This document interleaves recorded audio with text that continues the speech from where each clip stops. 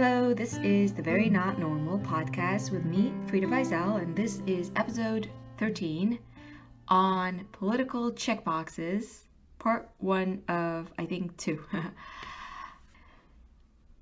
Once, many epochs ago, when I was a wee thing, in fact, I was a teenager, I was an ardent follower of conservatives, specifically American conservative talk show hosts. I had a little Walkman, and on that Walkman, I learned there was the forbidden 770 radio where you could hear blowhards go on and on about those terrible libtards, and boy, did I eat it up. I loved the fairy cries for freedom, the ballsiness, the audacious, what felt like a bunch of mavericks taking on the big guy. Well, many moons ago. That was also the time that I had a picture of a man in my closet. I was a teenage girl with a housecoat and tights, a Hasidic teenage girl, and the one man I had in my closet was no other than George W. Bush. It was after 9/11, and ask me not, my mother was like, what the hell is this guy in the closet? But that was the nature of my teenage experience. And I prided myself on being something of a Republican. Although, then again, I didn't really understand anything I was hearing. It was all a lot of exciting. It was like a sport. So, it was lifetimes ago. Now, I don't really care about politics. All of politics is to me one big circus show. I mean, we have two autocratic men in the latest election who are both approaching senility in a country of so many millions of incredibly talented people. I don't know how I can even muster any interest. The only reason I voted in the election was because I felt that otherwise I would somehow be lumped into the category of lackadaisical, no-goodniks, those people who, the worst kind, worse than those who vote for the wrong person. It's all indoctrination, and I completely disagree, but unfortunately, I felt like not doing anything would somehow validate that role of myself as someone who doesn't care. I succumbed, and I voted. I wrote in someone, potentially the identity of that individual is part of a profile of a household pet. Anyway, it's all nonsense to me now. What is important, though, what is very valuable to me, is understanding a few basic ideas of worldviews.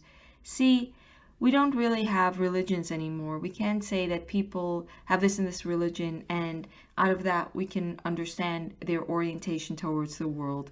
We're in a very secular time, and religions are mostly very influenced by that secularity.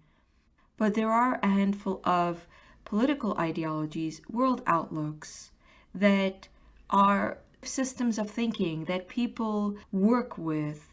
It's just like there are personality types, there are systems of thinking, and understanding these systems of thinking can be extremely illuminating.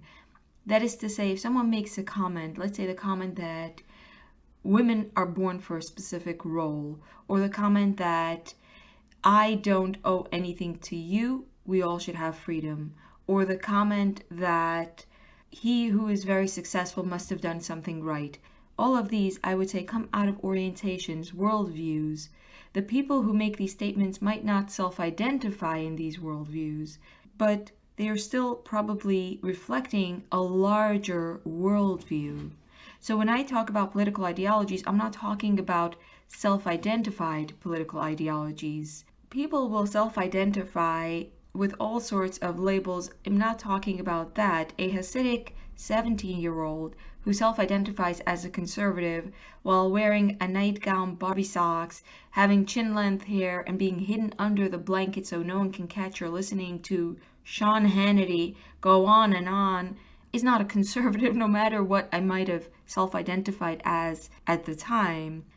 I'm talking more in terms of worldviews that I have found very helpful, and I could say I have really seen this pattern fixed for the last 5 years, so it's not like something I have started to work with yesterday. For the last 5 years or probably more, I found these rough generalizations very helpful, and I feel like it's helpful to communicate by talking about them, but here's the problem. We have a bit of a Tower of Babel situation where everyone means different things when they use terms like the right or the left or commie or alt-right, QAnon, conservatives, Trumpians, and so on. This means that I don't feel like I can use these words because I don't know that you'll understand me. If I say I identify as a leftist, what are you going to hear there? There are so many things that people hear in the term left. So I feel like I need to do a little bit of an introduction, not to any clinical terms. I don't by any means consider myself an authority on these subjects. I only want to tell you what these terms mean to me, what I mean when I use them, and what I try to express when I use them. I'm extremely daunted by the task of trying to summarize these topics, but I'll try to take on the challenge, and more so I'll try to be concise if at all possible, and I welcome your feedback. I have been so grateful. I've been getting such interesting and substantive emails. I'm terrible at replying, but I've been getting such interesting commentary, and feel free to tell me what you think, but this is where I come from. I'm not here for jargon. I don't like jargon. I really don't like when people use words in order to make themselves look smarter and to intimidate their readers. I also don't like when people avoid using helpful words just because they are afraid that their readers or their listeners won't understand. So there are so many words. Just looking into some of them and trying to see what the formal Wikipedia, the official definition of some of them are, was a dive into an onslaught of terminology. Just wow. As I was perusing the endless rabbit hole, I jotted down some of them, and this is just some of them. I just stopped. There is liberalism, classical liberalism, neoliberalism, capitalism, global capitalism, otherwise referred to as globocap, corporate democrats, Reaganites, egalitarianism, progressivism, neoconservatism, republicanism, civic republicanism, conservatives, right, alt-right, anarcho-capitalism, libertarianism, populism, fascism, imperialism, classism, separatism, pluralism, Keynesian economics, utilitarianism, communism, communitarianism, socialism, democratic socialism, anarcho-socialism, Marxism, alt-left, fake left, new left, pluralism, etc., etc., etc. There's even a cyber-libertarianism and a welfare consequentialism. There are an endless number of terms, and to me, there are just a handful that are very useful. There are liberalism, otherwise referred to as classical liberalism. There is neoliberalism, otherwise referred to as progressivism. There is conservatism. There is libertarianism. And there is the left, which is the umbrella for socialism, communism, Marxism, and a school of thinking I will explain later. Of course, you can be a mix of things. You can be a conservative leftist, believe it or not, and you can be a neoliberal conservative. I'm working with generalizations, so don't nitpick on me. Just work with the big ideas. Okay, I'm starting with liberalism because that is a very good jumping off point. It's the beginning of this modern age, so I'll begin with liberalism. Drum roll. Liberalism is the idea that we date back to the Enlightenment. It was sort of the product of the Enlightenment, this revolutionary shift of thought. So that places it at the 17th, 18th century. And liberalism, or classical liberalism, was revolutionary in that it challenged the idea that you're born to a fixed station in life. Up until then, it had been believed that if you are born a shoemaker's son, you're destined to be a shoemaker. If you're born a woman, a Jew, a person of color, a person of a minority, you're destined to a particular station in life, and that these places were either imposed by divine law or by some kind of natural law, and that there was no choice. You had to be a peasant if that's what you were born to be. As well as there was also an absolutism about values. So if the Church of England, for instance, believed in Catholicism, then this was the values by which the people were governed. There was no division of church and state because church was seen as the fixed right and wrong.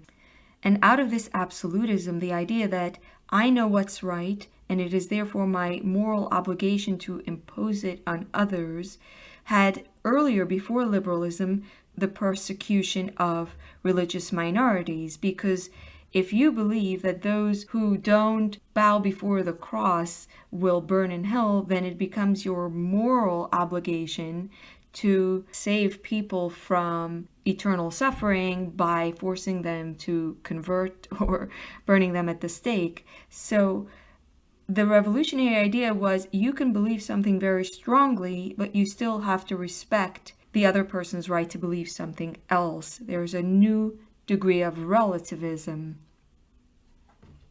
This new way of thinking was a seismic shift to a lot of ideas that had hitherto been taken for granted. For instance, the ideas of hereditary privilege, of state religion, of absolute monarchy, of divine right of kings, of traditional conservatism, of royal monopolies, barriers to trade. I'm reading from the Wikipedia entry on liberalism, but really, if you come from a non-liberalist culture like I do, the difference is then extremely pronounced. The opportunities, the caste, the value of humans are all defined very differently than in a liberalist way of thinking. This definition for liberalism that comes up first on my Safari search results, I really liked. It really encapsulates what I mean when I think of as classical liberalism.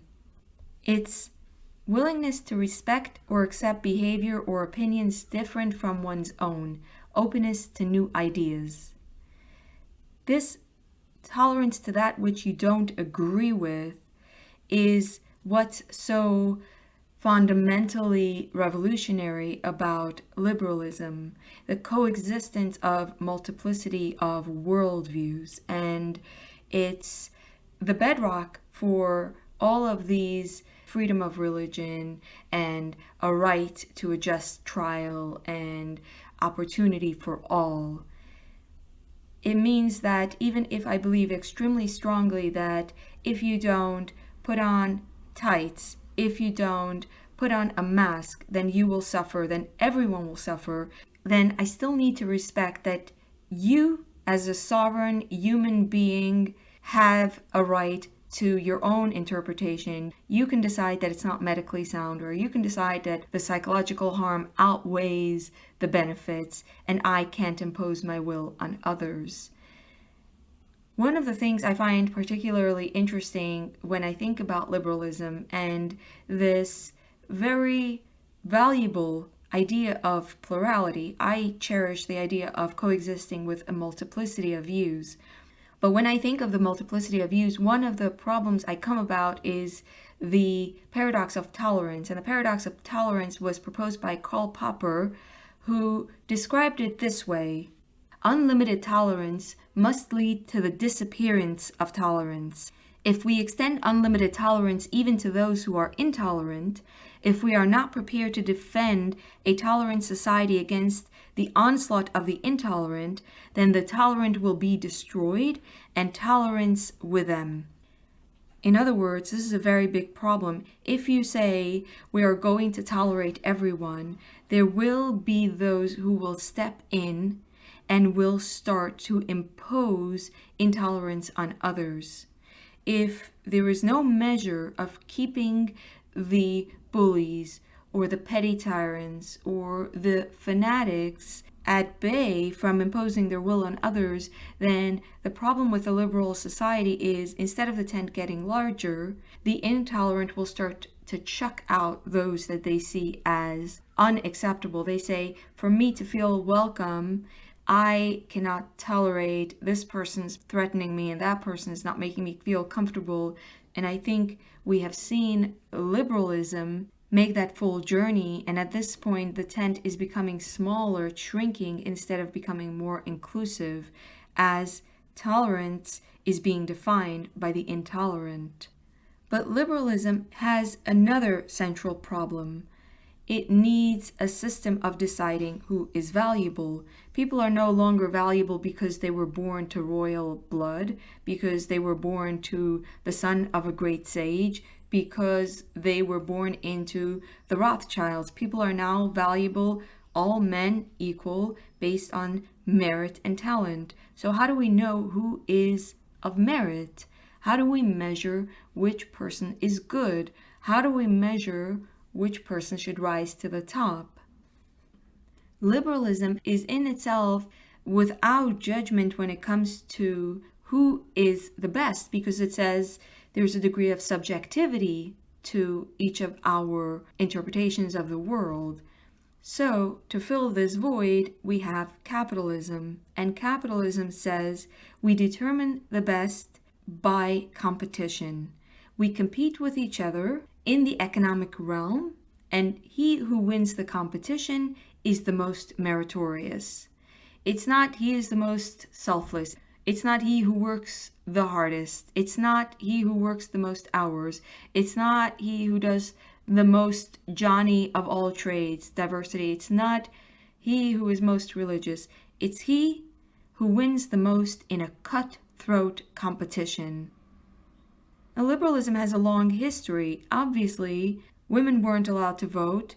Jews were limited to live in certain areas. We know there were quotas in the United States that prohibited Jews from entering universities. And of course, the United States was a place with extreme racial discrimination. There were a tremendous amount of discriminatory practices despite liberalism, because liberalism was only one value system. There was a separation of church and state, and people had values through the church, through the family, through their traditions, through their cultures. But slowly these were absorbed by the god of money, the American god of money, the capitalistic god of money. And schools who had earlier been institutions, for instance, of imparting biblical lessons, became institutions for preparing children for the economic realm. Or jobs that had earlier been successful based on word of mouth or being a pillar of the community, connection, networking, familiarity, started to be valued based on its efficiency, its effectiveness, its who can win the competition, make the most, earn the pot of gold. And over the years, capitalism eroded all other values. We now barely remember any values, and capitalism is the prime value system. And this is what I call neoliberalism, the liberalism that is married to capitalism and that is suffering of the paradox of tolerance.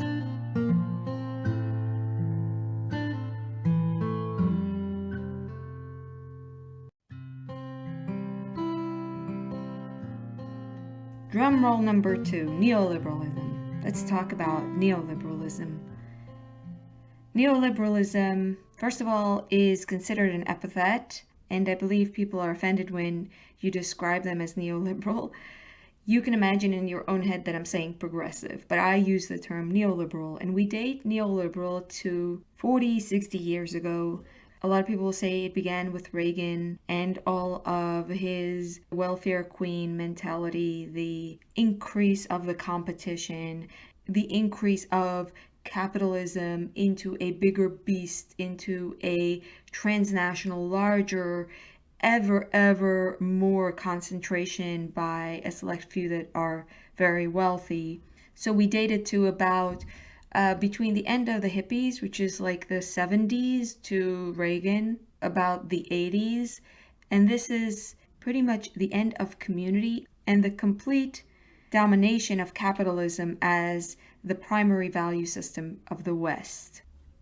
So, how does capitalism determine who is the most valuable? Officially, through the meritocratic system. How do you determine merit when you have bajillions of people competing? By coming up with systems of scoring and evaluating humans. How are we going to know who's best? Let's make all sorts of tests. We'll start in kindergarten, and every year we'll keep testing. And these tests, from the elementary tests to the state tests to the IQ test to the SAT and the GRE and the GPA, all of these tests will then give us an easy, accessible score by which we can measure human goodness. And this will allow the competition to supposedly be fair and for everyone to compete. And he who comes out on top in this system is the best. In other words, neoliberalism is not just an economic system, it is a moral system. It says whoever has the most money, whoever is the richest, whoever fights their way most aggressively to the front of the line, whoever most aggressively fights to get into the most elite institutions, he is the most virtuous. Whoever comes out at end of the race, no matter how many people they trample on, no matter how many people get hurt along the way, they are our finest. This is to say, it's a value system, and that value system is a prosperity gospel.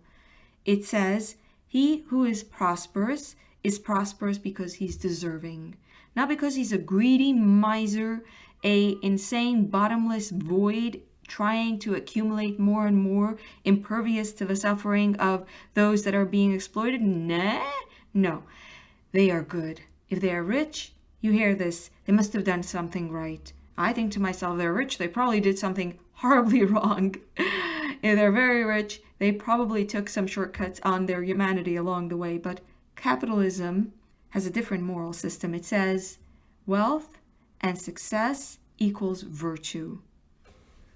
This moral system is very distinct from libertarianism. See, libertarians say, I don't care, whoever gets hurt along the way, it's a dog-eat-dog world, too bad, I take care of myself, you take care of yourself, I'm not responsible for you, we are all individuals, and too bad, that's how it is. I'll talk about libertarians next, but see, libertarians are very different from neoliberals, because neoliberals say, no, we are just, we're equitable, we're good, we're inclusive, we reward hard work and merit. It has a tremendous amount of moral piety attached to it. And that is because most people are not satisfied with the libertarian ethos. Most people would reject it, especially if they're the ones being exploited by capitalism, especially if they're the losers in the capitalistic schema, especially if they're the ones pushing in the competition and not getting anywhere. They would say, hell, I'm out, the system is wrong. So capitalism says, no, the system is not wrong. System is virtuous. We work hard to make sure that we are inclusive, that he who rises to the top is not a ruthless ghoul. He's a good person. He is worthy of it. And rest assured that if you were worthy, you would also be on top. And this is what I most dislike about capitalism. It's taken the moral void that emerged out of the lack and loss of values, and it's filled it with a very cynical and self-serving moral system. And this moral system is incredibly self-righteous, and it says we work hard to make sure we have a diverse and inclusive and a tweaked meritocratic system. We make sure to allow people from disadvantaged backgrounds and from minority backgrounds to all enter the corporate boardroom and to all climb the capitalistic ladder to the top. It makes these lofty claims about being caring, being concerned, being good, that it actually co-opts the good. the actual inclusivity, the actual good values are then corrupted in the interest of economics, because capitalism actually doesn't give a shit. It doesn't care about inclusivity. It's only using inclusivity in order to be able to argue that it's not just a rich white man's world. It's only using these cynical ploys of a front of morality in order to self-preserve. This has been a ploy within capitalism from the very beginning. For instance, after World War I, the American Tobacco Company wanted to tap into the women market, of course. They wanted women to smoke. So during the Easter Day parade in New York City, women were hired to march with the suffragists while smoking. They were working in a hired capacity, and the cigarettes were dubbed torches of freedom, and supposedly if women would start to smoke, they would become equal to men in lung cancer and reeking of smoke. So a whole competition ensued among the cigarette companies to tap into the women's market. So for instance, the byline for Virginia Slims was, "Find your voice." Find your voice. Virginia Slims, a company that is only in it to make profit and is selling poison, is concerned with women finding their voice. In fact, Edward Bernays, who's considered the father of modern propaganda and who wrote the seminal work on advertising and propaganda in the early 1900s, and who also was Sigmund Freud's nephew, he was hired by the American Tobacco Company to pull off that stunt during the suffragists parade. And apparently his very Freudian twist on this was that cigarettes were a symbol of the penis and of male sexual power, and women would smoke because it was then that they'd have their own penises. So we have a bit of the solution to penis envy in the generous and kindly work of these cigarette companies who care about nothing more than women and their ability to find their voice and express themselves and so on and so forth. This hypocrisy kills me. It kills me, the hypocrisy of capitalism and how much people believe it. It is so pernicious, and it gives permission for an endless accumulation of wealth, and it allows these fruity megalomaniacs, these cupcake lady billionaires, well, they're men, cupcake Mr. billionaires, to amass an endless amount of power without there being any stop to it, because those with money, the more money they have, the more power they have to shape public opinion through media, philanthropy, and by buying off politicians and all that, the use of propaganda, the use of influencing, and they can then amass more and more wealth. And so long as we buy into the very premise that more greed, more acquisition is good, that efficiency in and of itself is good, that those who crawl on each other and come out on top are good, then we tacitly give permission to increased inequality and inequity of power. In the words of Homer Simpson, he sums it up this way. In this country, everybody got together and decided that all the money should belong to a few dozen families and their favorite suck-ups. Don't you remember when we all decided that? Don't you remember?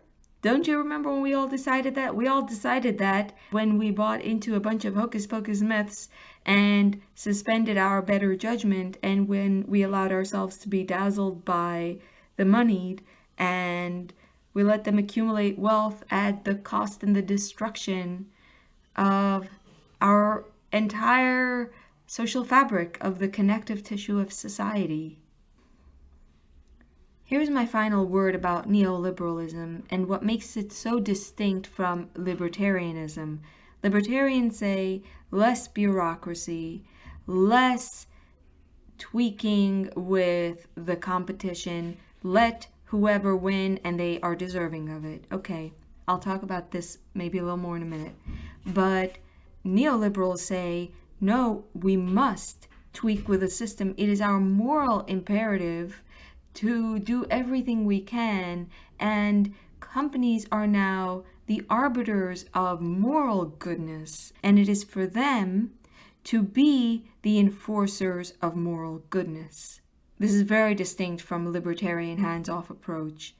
Neoliberals take an active role in imposing the moral supposedly good on the world. And I'll give you an example, personal experience, to explain what I mean. And this happened today. I'm recording this today on Friday, and I had to go shopping at Marshall's. I don't love to go shopping. I put off shopping, but I'm having guests, and I am cooking a lot more. I needed pots and dishes, and I try not to make a habit of shopping online, so I go to Marshall's. There's nowhere else really shop anymore except the City Community. Okay, so as I am shopping, the loudspeaker goes off. We at Marshall's care about you. That's why we take great precautions. Please make sure to wear a mask, and please make sure to socially distance. When possible, please do this and that, yada, yada, yada. Wow, Marshall's cares about me. I feel like I am a loved person. Marshall's cares about me. Okay. So, as I said in my previous episode, number 12, I believe, I talked about why I don't wear a mask. I hope I divided the episode, I think, in a way that wasn't so clear, but in case you missed it, on the second half, I talked about why I don't wear a mask in more detail. In short, first of all, I don't believe in the science of it, but more so, I have a very strong moral opposition to this intolerance of other people, the opposition of your view on someone else, and I see it as very dangerous, and I don't want to participate in it, and I have had this stance from the very beginning. I see it as a very dangerous concession to those who have no respect for alternative views. So, I don't wear a mask, and I feel very strongly about this. So, in the pillow section, the Marshall's employee who's working there is wearing 2 masks, so this makes me very nervous, and I keep walking away whenever she comes towards me, and I think any second now she's going to say something. But she doesn't, and I am like almost done when an employee comes up to me and says very nicely, "Excuse me, ma'am, can I maybe give you a mask?" And I say, "Oh, thank you, but no." So he says, "You sure you're supposed to be wearing a mask?" I say, "Yeah, no, I know. What can I say? Really, in New York State, there is a exemption for people with medical conditions, and because of the American with Disabilities Act, as far as I understand it, they shouldn't be bothering people, especially if they haven't even asked you have a medical condition. But they do bother you. Here in Brooklyn, it's 100% mask compliance. 2 masks are now getting very common, and if you don't wear a mask, then you get bothered. Not by the police, never. The police here I've never gotten bothered by a cop, but almost every shop gives me a hard time. So at Marshall's, the problem was that usually I would just leave. I had just finally selected all these things, and I really wanted to get home with my stuff. So I said, "I'm done. I'm just going to pay and I'll leave." And by now, the woman with the 2 masks piped up and said, "Yes, miss, yes, you're not supposed to be here without a mask. Why you come without a mask?" So a third employee is suddenly there, and he seems to be the enforcer, and he's not so nice, and he says, "Ma'am, you must leave. You have to have documents to prove that you shouldn't be wearing a mask. Do you have documents?" And he's going on, and he's being a little intimidating. And I say, "I am leaving. I'm just going to pay and I'll leave." And I'm trying to get to the register, and the kerfuffle continues. They don't let up, and someone is saying, "Call the manager." And there are like 2 more employees who are talking about me, and people are looking. And as I'm walking to the register and I see someone go call the manager and say, "I'm going to call the manager," I think to myself, why am I patronizing a shop that does something that I so completely disagree with? I shouldn't be patronizing them. So I leave my cart with all the things 1 second to the next as everyone's watching me, and I leave. And the first employee, the nice guy, says, "Ma'am, thank you so very much. We so appreciate it." That's what he said. He was so very grateful. Okay, let's recap. Marshalls cares about me. Unfortunately, I'm a mean, horrible person. I don't care about Marshalls because I don't wear a mask.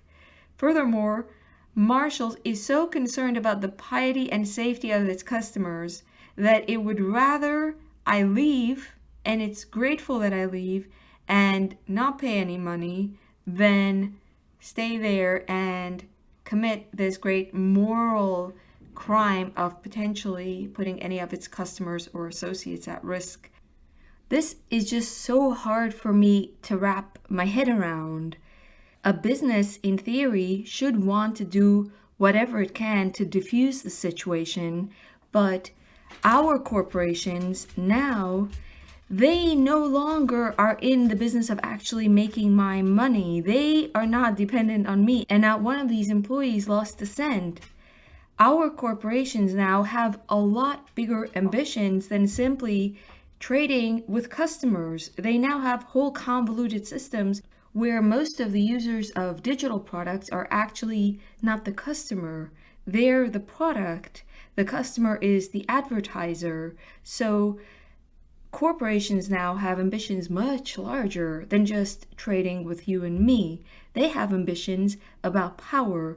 They have ambitions about shaping a consumer base, finding ways to create consumer bases, just the way that they found an avenue to sell cigarettes by introducing women who previously didn't smoke. It wasn't appropriate and are now smoking.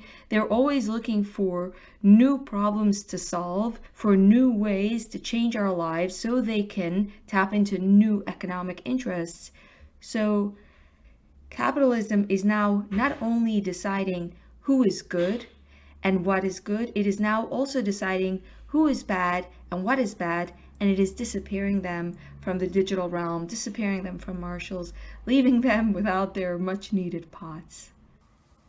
That's our neoliberal system that by 2020 is neither liberal, nor a free economic market, nor a meritocracy that actually chooses the finest, because if the people who are on top are actually our finest, then so help us God, we're in big trouble.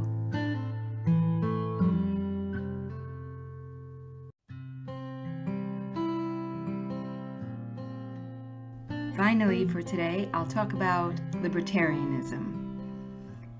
Libertarianism is, to me, individual freedom, civic liberties, is the best of all possible scenarios, and the less government intervention there is, the better the outcomes will be, because markets will in and of itself drive the system towards the best possible scenario, which is to say, the economic markets will choose he who is most meritorious.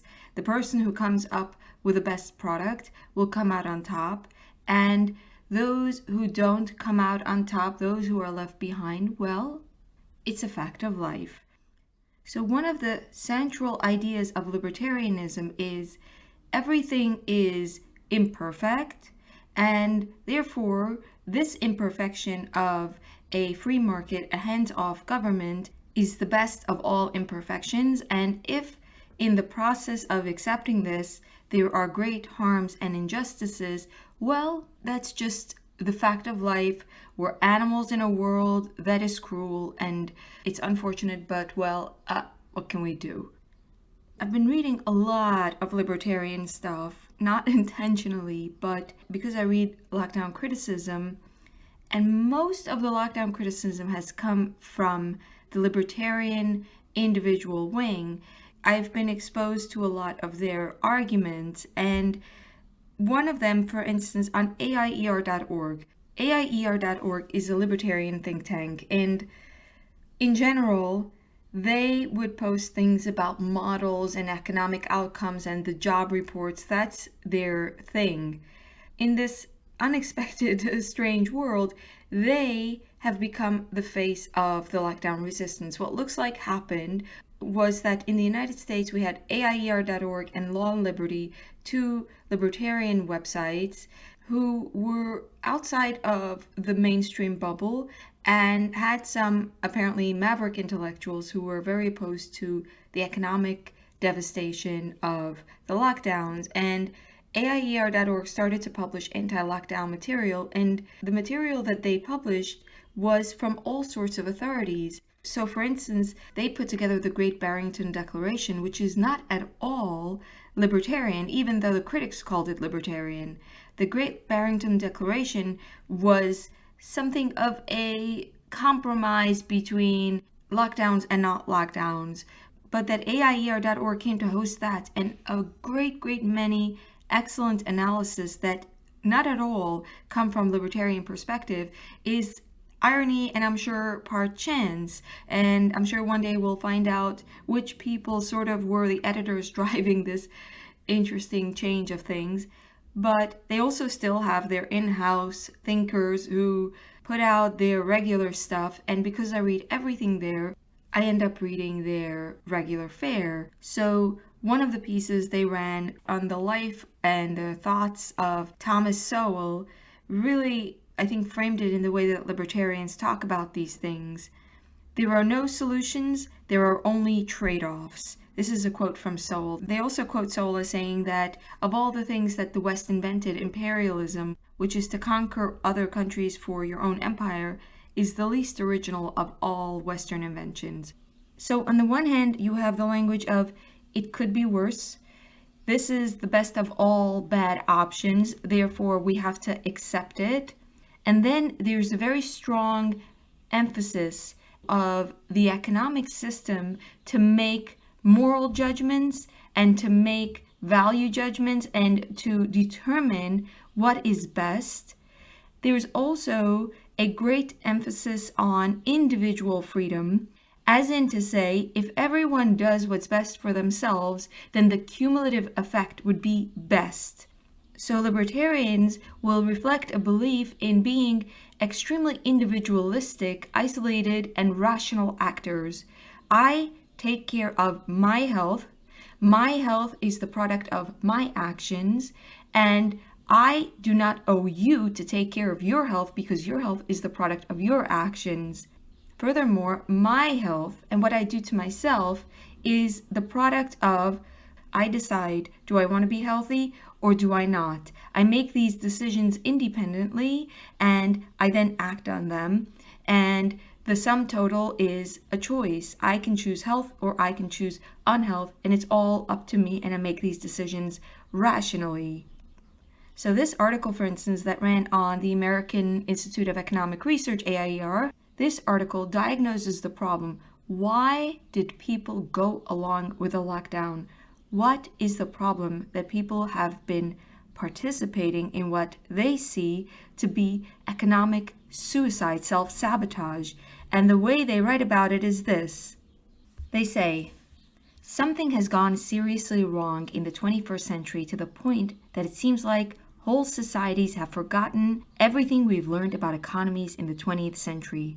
It's remarkable we became wealthier than any society in world history, and yet too many have no idea why.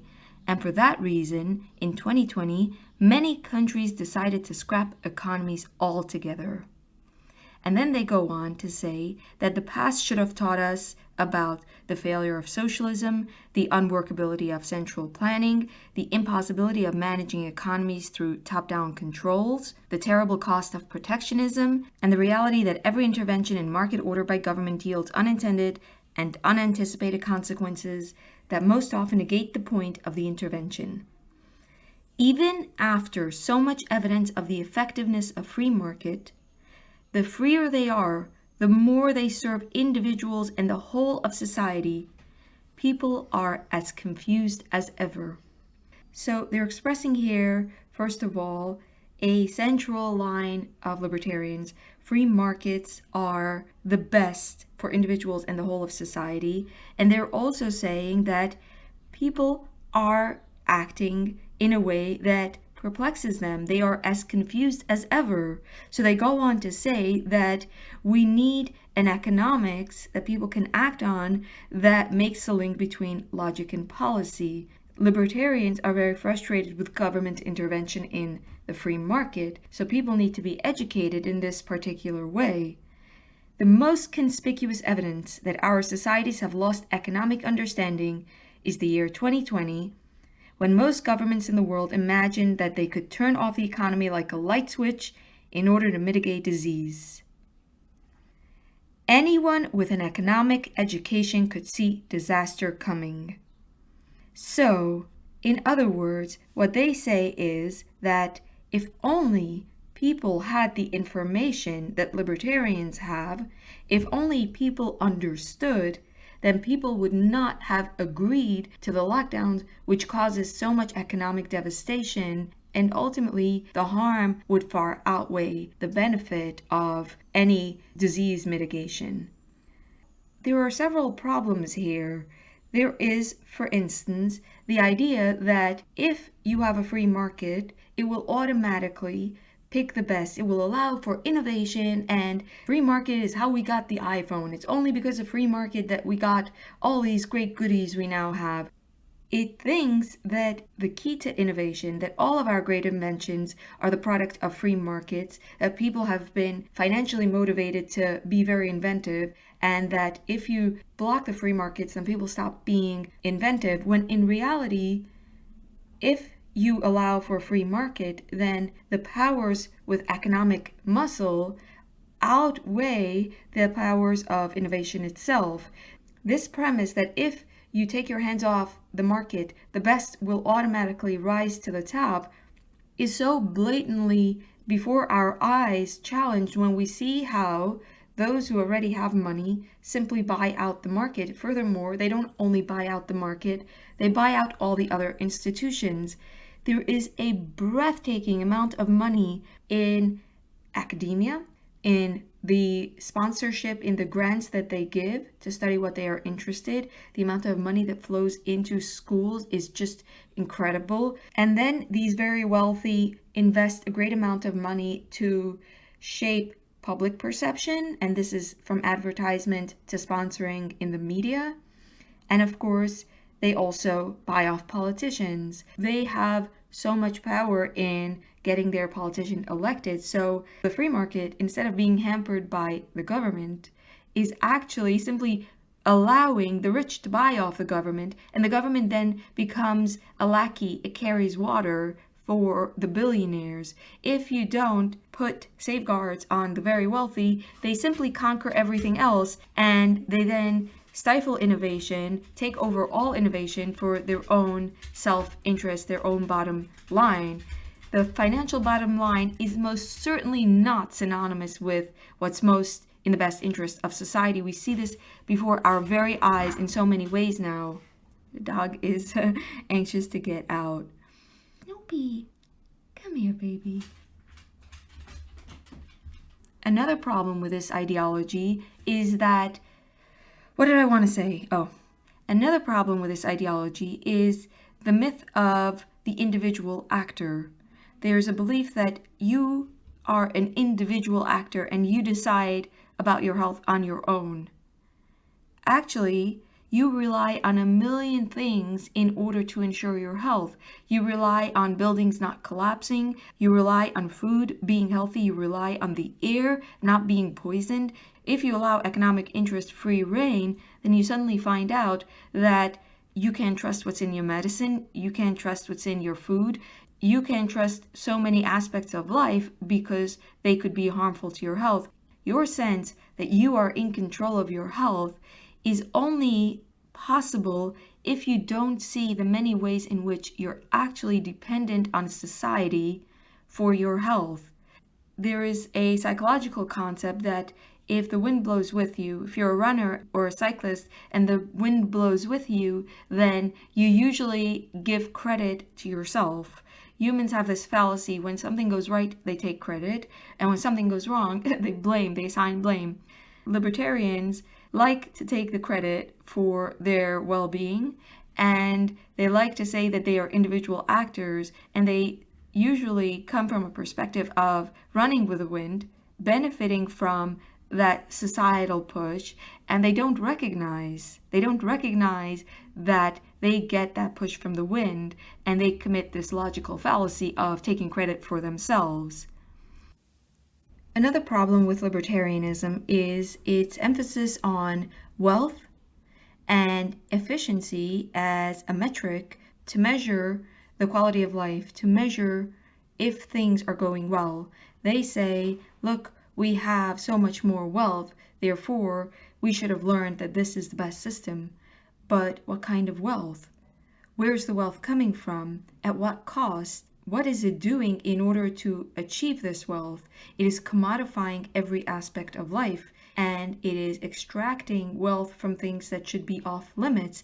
Things like relationships and education and all of our, what I would say sacred, for lack of a better word, aspects of life have been commodified in the extraction of wealth. And of course, our attention is commodified, and our bodies through the pharmacy industry and our activity in the whole data mining industry. So all of these new avenues of wealth that capitalism needs to keep coming up with in order to keep expanding and keep conquering new wealth are not actually quantifiably anything of substance. Furthermore, who has the wealth?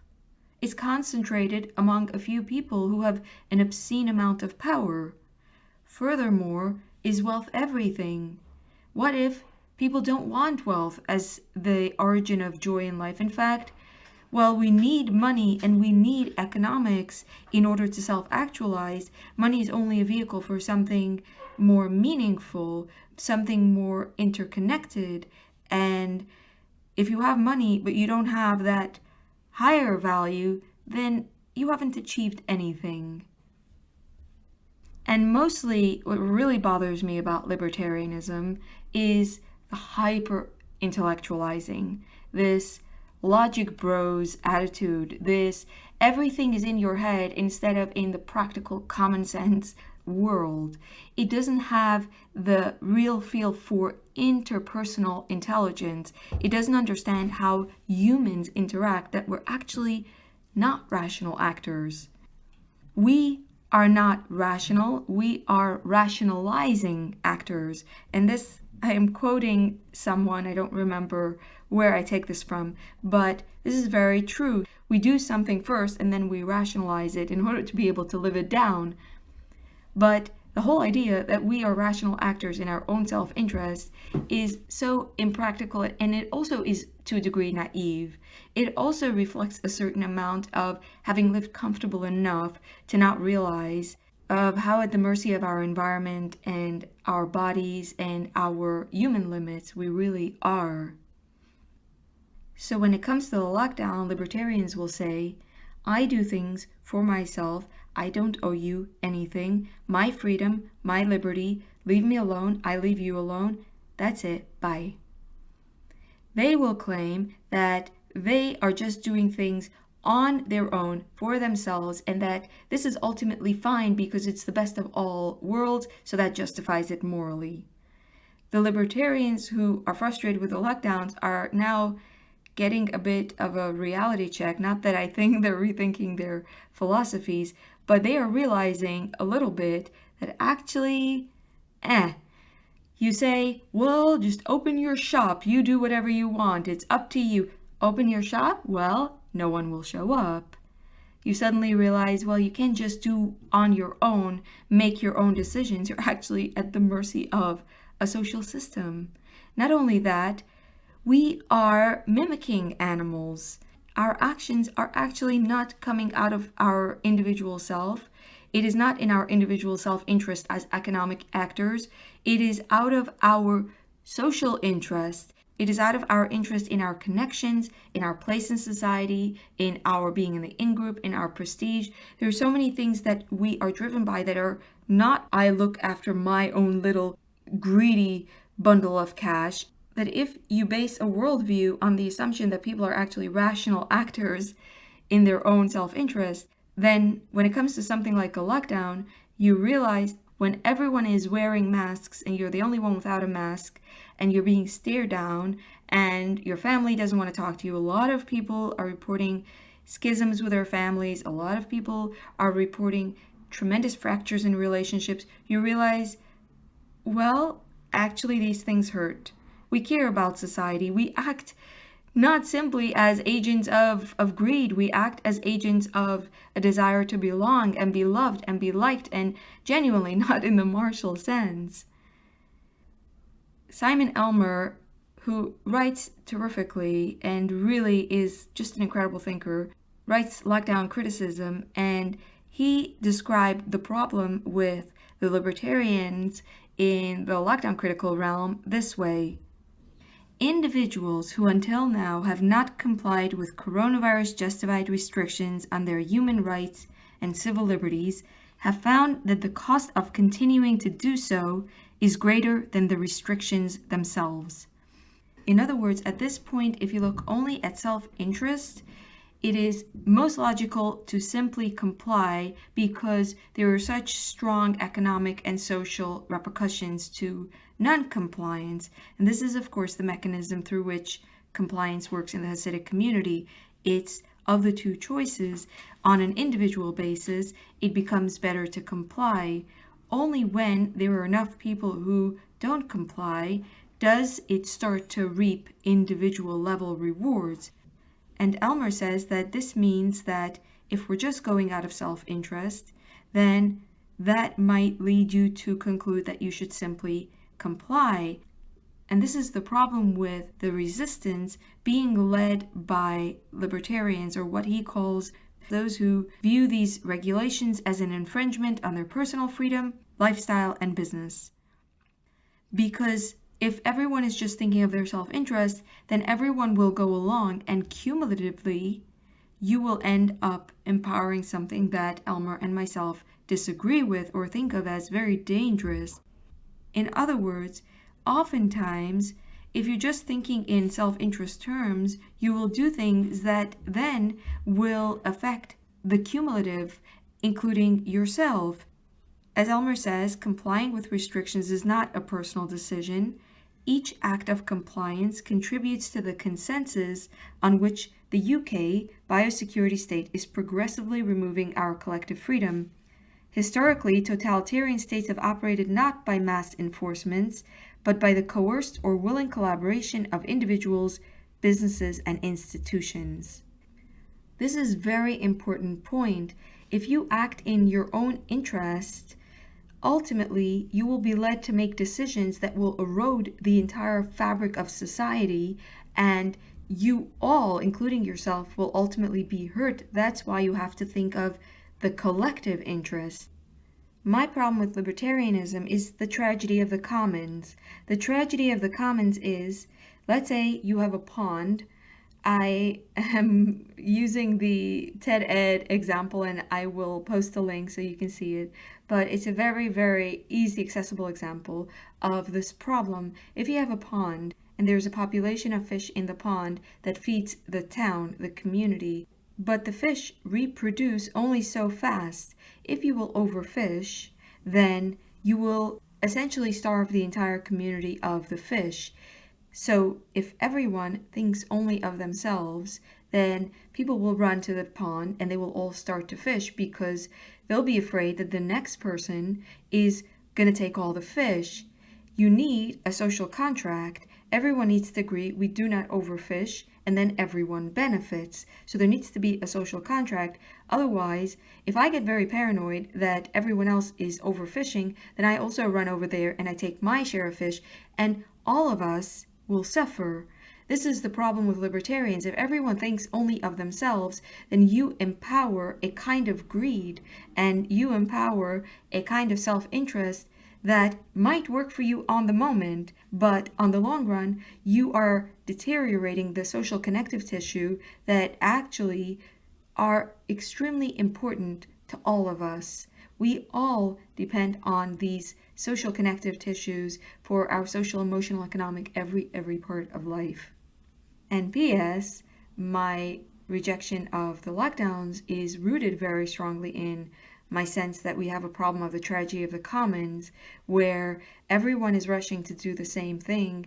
And on an individual basis, I believe that it works in everyone's self-interest to not face the social punishment, to not face the humiliation, to not be kicked out of marshals, to not be looked at like a crazy person, a conspiracy person, and all the experiences that you have when you're socially maligned.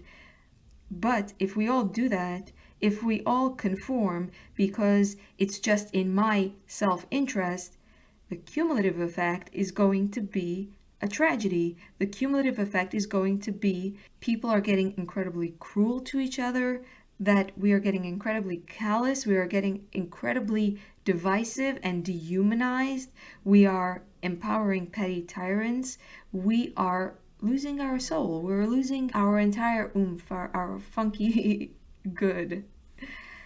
So this concludes today's lecture. This was really hard, and I feel like leftism is going to be even harder. So thank you for sticking with me. Thank you for making me feel like there's an audience, someone worth investing my time and effort for.